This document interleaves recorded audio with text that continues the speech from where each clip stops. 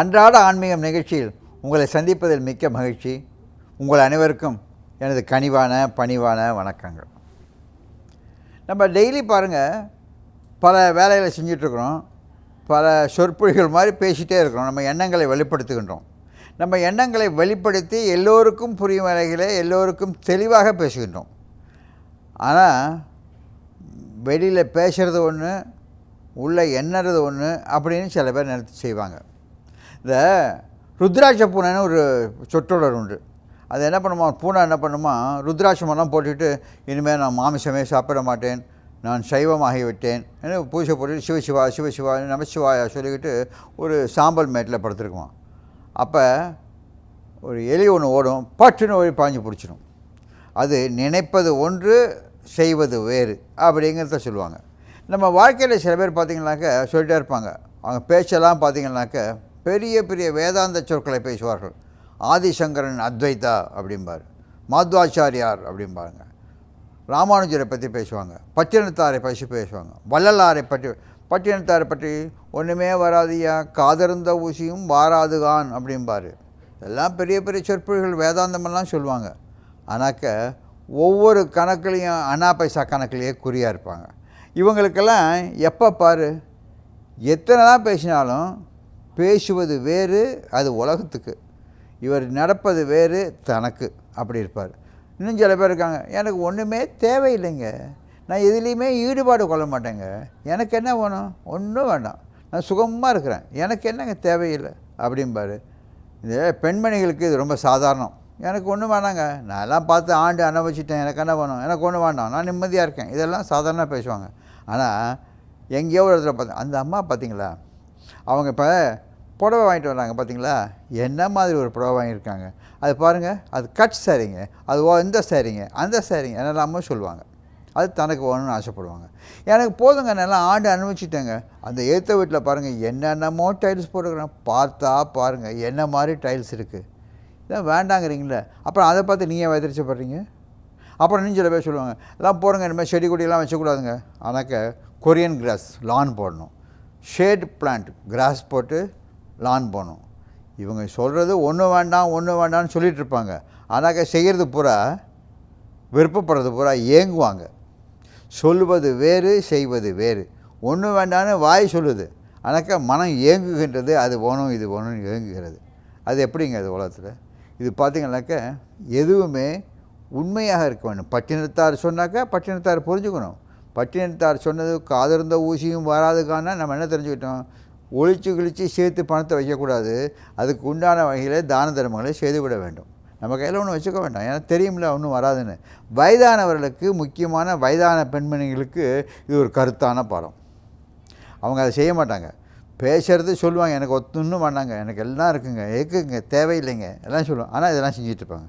பேசுகிறது என்னமோ ஆதிசங்கரர், பட்டினத்தார், வள்ளலார், திருக்குறள் இதெல்லாம் சொல்லிகிட்டே இருப்பாங்க. இதுதான் ருத்ராட்ச பூனைன்னு சொல்லுவாங்க. இவங்க மனத்தில் இருப்பது ஒன்று, எண்ணங்களிலே செயலிலே ஒன்று.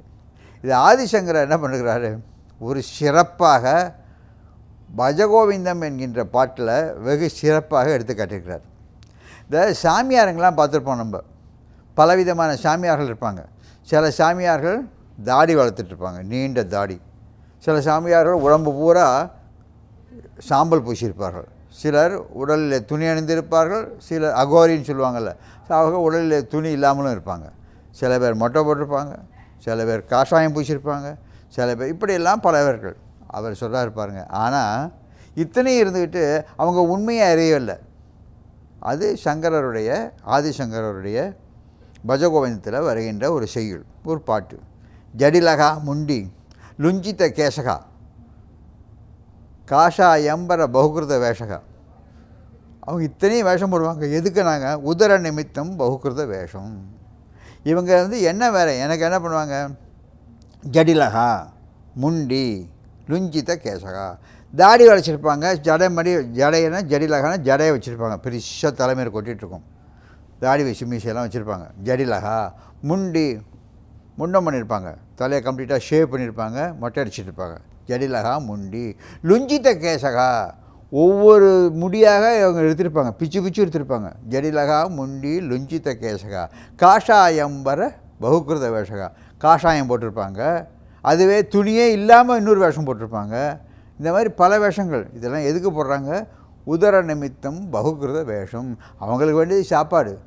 ஒன்று வேண்டான்னு எல்லாம் உலகத்தையே திறந்து விட்டால் ஒன்று வேண்டான்னு போட்டுக்கிற வேஷம் போட்டுக்கிறாங்க.